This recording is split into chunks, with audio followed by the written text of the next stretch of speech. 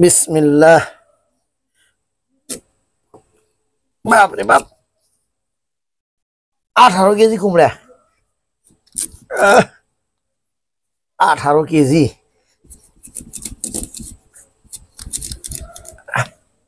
সেই কুমড়া গো। এইটা দে হালুয়া বানাবো, হালুয়া।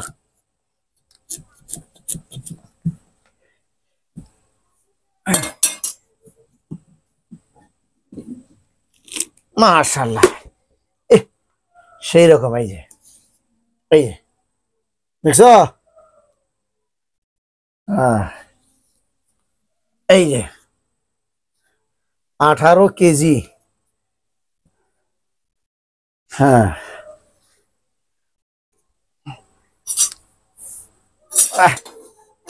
সেই কি আর জুত পাওয়া যায়?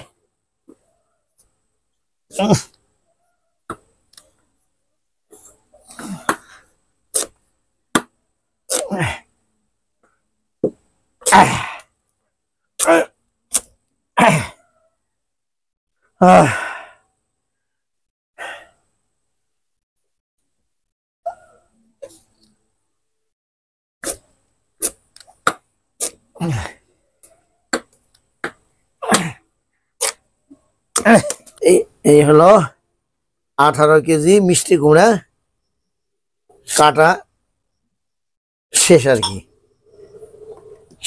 18 কেজি মিষ্টি কুমড়া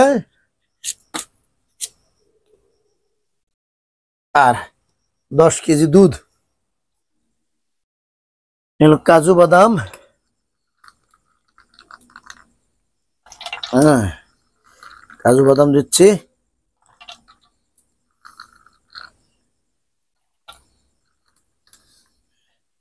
এই হলো কাজু বাদাম দিলাম।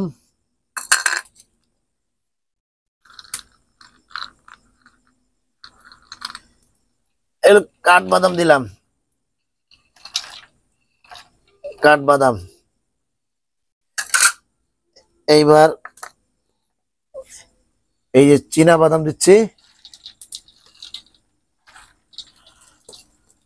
চীনা বাদাম দিলাম। তারপরে আবার কিশমিশ দিলাম। এরপরে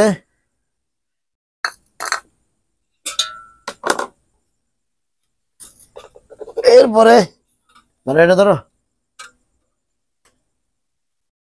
এরপরে এই যে দুধ দিচ্ছি।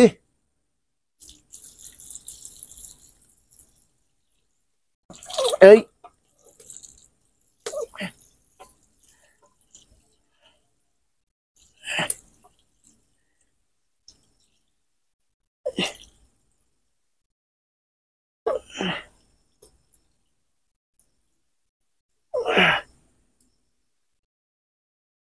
দুধ দিলাম।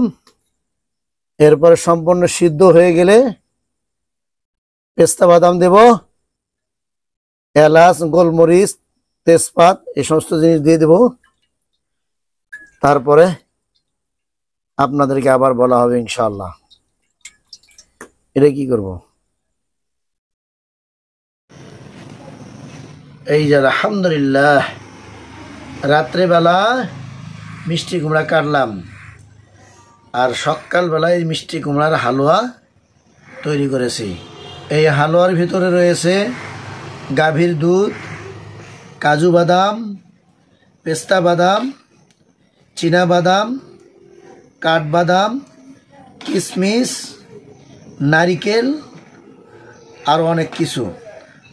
এই হালুয়া কঠিন স্বাদ, সেই রকম মিষ্টি, আর ঘেরানটাও হয়েছে ওই রকম। ও সেই ঘেরান।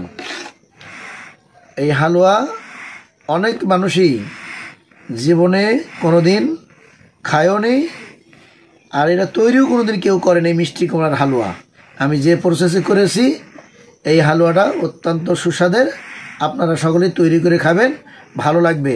আলহামদুলিল্লাহ।